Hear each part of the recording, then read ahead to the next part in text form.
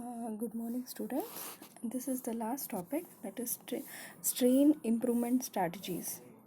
So, in the last few classes, I have told about in detail the production of ethanol, glycerol, and biofuels, different types of biofuels. So, everything there, if you see the production strategies, people started with something and then they ended up using a modified strategy. So how do they do this isolation? For example, in any industrial production of any component, isolating a good producing organism is very important. Suppose you are starting with a known product, the ethanol production. There are already strain maintaining culture, maintaining places like ATCC, American Type Culture Collection, USA Commonwealth Mycological Institute, and then you have Fermentation Research Institute, Tokyo, Japan, research institutes on for antibiotic. No, they have already a collection of microorganisms which you can borrow and start. Suppose you are doing some novel isolation, it definitely will be from ecological habitat, and the microorganism is more likely to be isolated with characteristic that you depend on what product it's been produced and what process is being developed. So if you want to look for some enzyme which can be active at high temperature, definitely thermal vents or hot water springs are the sources. And during the process of development of a good industrial process, microorganisms can be isolated like selectively during the process also, like in presence of antimetabolites, antibiotic, nutritional variants, and variation in pH, temperature, turning to an extreme condition and then isolating. This happens during the process also. So strain improvement has, according to me, basically involves three strategies: developing a suitable media for fermentation, refining the fermentation process, and improving the productivity of the strain. Developing a suitable media for production and refining the fermentation process is always happening in the fermentation process industrially. But what we are talking today here in this presentation is about strain improvement strategies. Before going into improvement strategies, a strain is a group of a species with one or more characteristic that distinguish it from other subgroups of the same species of the strain. So improvement, applying or the modern science and technology tools to improvise the microbial strain for the betterment of the industrial process, is known as strain improvement. So we have some ideal characteristic of an industrial strain: that it should not consume lot of time, grow rapidly, and during this growth and altering conditions of fermentation medium, there should be genetic stability. It should not be toxic to humans. Ability to use cheaper substrate. When such cheaper substrates are used, it can be sewage also. There should be no production of toxic components, elimination of production of compounds that might interfere the downstream processing. It should improve the carbon and nitrogen sources which can be diversely used for fermentation. The overall cost of fermentation should be less, and shorter fermentation time. Basically, strain improve that those were a characteristic of an ideal strain. Not all will be satisfied, but most of it no, most of the character has to be satisfied for a particular organism to be industrially relevant and economically used extensively in industry. So basic purpose is to increase productivity, regulating the enzyme activity of enzymes, introducing new genetic properties into organism by recombinant DNA technology or industrial like genetic engineering. There are basically three approaches for strain improvement, selecting a mutant, selecting a recombinant, various recombination strategies, and using recombinant DNA technology to modify the strain. Mutant selection is one of the oldest method by which strain improvement is carried out. Okay, so large scale mutant selection programs begins with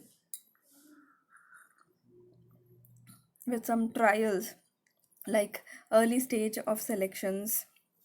So before even going to mutant selection, we'll just read about what is mutation and mutagenesis. A mutation is a sudden and heritable change in the traits of an organism. Application of mutagens to induce mutation is called mutagenesis. Agents capable of inducing mutations are called mutagens. You can have chemical mutagens like alkylating agent, acridine dyes, etc. Mutation occurring without any specific treatment is called a spontaneous mutation, and if you induce some condition, then it is induced mutation. Many mutations bring about marked changes in biochemical characteristics of particular interest. Such mutations are called major mutants, and these can be used in strain improvement. Example, Streptomyces griseus will produce a Mannosidos streptomycin, but there were a mutant strain which was used, which produced less of this and then beneficial for production of streptomycin antibiotic. In contrast, more improvement in biochemical production have been due to stepwise accumulation of minor genes. So major mutations are good, but revertants are also there. But if there is minor genes which are mutated, then the stability is more.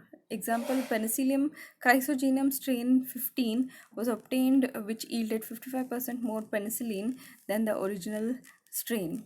The first superior penicillin producing mutant, Penicillium chrysogenum, was isolated after exposing to X-ray mutagenesis.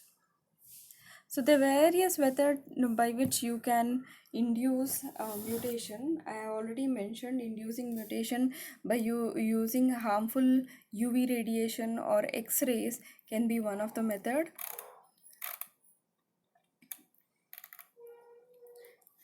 or air drying or heating, uh, uh, like, and then isolating the cultures and trying to see whether they are giving a good production improvement over the wild type. uh, okay, now we'll see few example in replica plating method. So you have one organism and you have variations of nutrient media where you have made one limitation or one excess. You plate in all this nutrient media, see which of the developing strain, when you withdraw some nutrient like nitrogen source completely, you have only the carbon source, the organism is forced to grow in only carbon source. After a few times, you can a long time you can find only one colony that might give a better lipid accumulating organism. So like that, uh, commercial amino acid, one example is commercial amino acid production in Japan from bacterium Corynebacterium glutamaceus was isolated by replica plating method.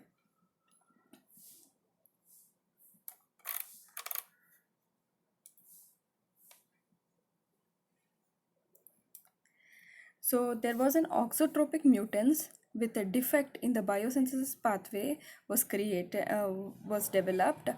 And for example, if phenylalanine mutants require phenylalanine for growth, such mutants accumulate tyrosine. Tyrosine mutants accumulate phenylalanine, and both the mutants accumulate tryptophan. So when it is supplied only, they can grow further. By then you can isolate the organism and extract what amino acids you require. Resistant selection method. It is the other approach for isolation of mutant. Generally, the wild type cells are not resistant either to antibiotic or bacteriophages. Therefore, it is possible to grow the bacterium in the presence of these agents and look for survivals. For nutrient resistant also can be there. For example, tyrosine mutants of Corynebacterium glutamaceous were selected from resistance to 50 mg per liter parafluorophenylalanine, thereby producing seven-fold increase in phenylalanine accumulation over the tyrosine mutant. Substrate utilization method. This method is employed in the selection of bacteria. Several bacteria utilize only a few primary carbon sources. Suppose they are grown in new carbon sources, only few colonies develop in media and can use the substrate as a possible mutant, and these isolated can be grown in that modified nutrient media. Now coming to recombination. So recombination may be defined as formation of new gene combination among those present in different strain. This is very useful approach in improvement of animals and plants.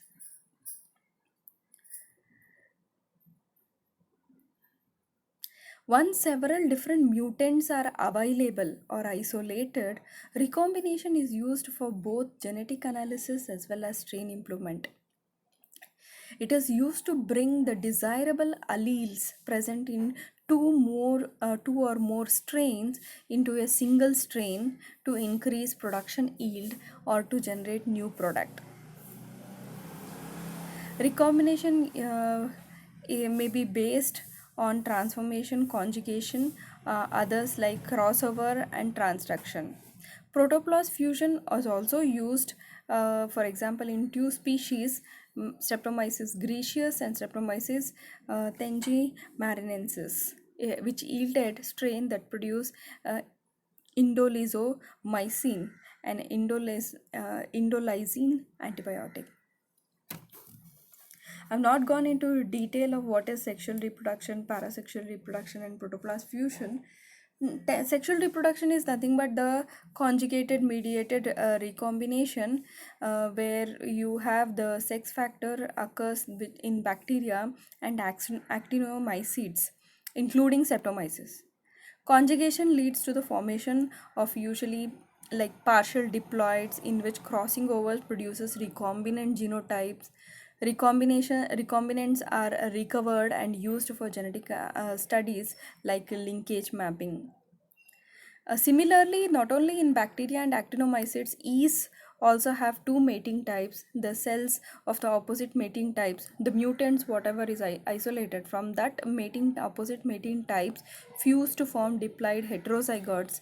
These diploid cells usually undergo meiosis to produce four haploid cells, and that gives rise to vegetative cells, and that can be propagated and checked. Parasexual cycles.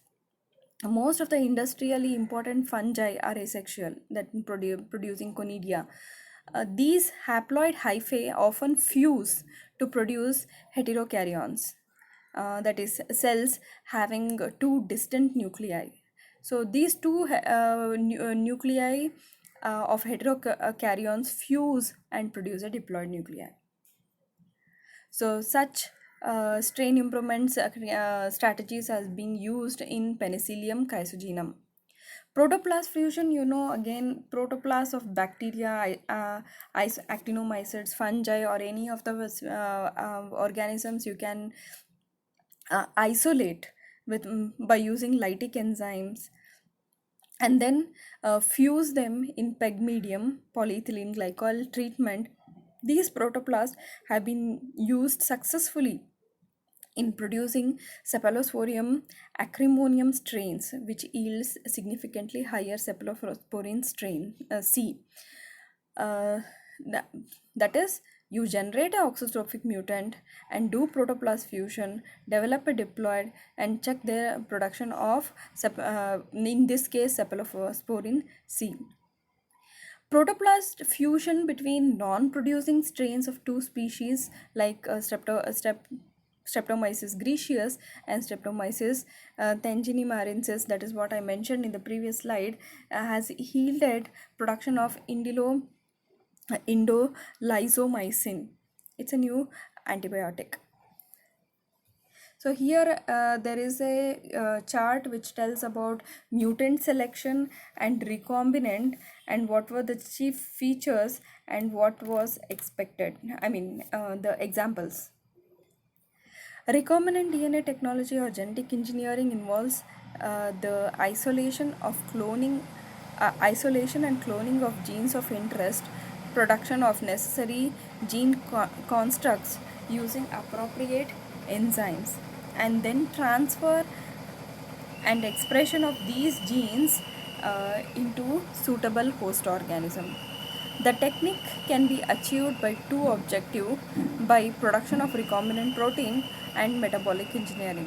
Recombinant proteins, you know that, for example, insulin, if you want to produce insulin, you know the sequence of the insulin, and then you clone them into bacteria and then make the bacteria adaptable to high fermentation conditions, and then you isolate the recombinant protein in high like recovery.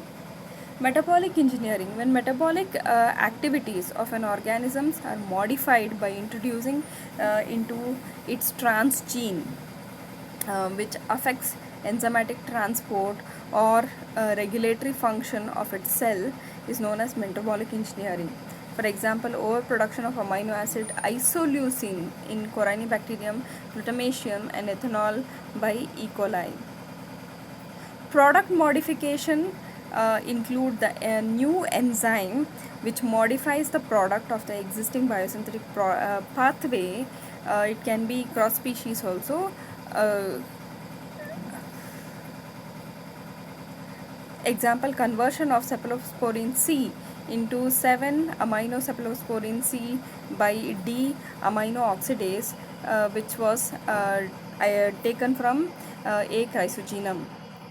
Completely new metabolite formation induce in which all genes of the new pathway are transferred. Example: E. coli transfer of two genes for production of a polyhydroxybutyrate synthesis from alkaligenous eutrophus.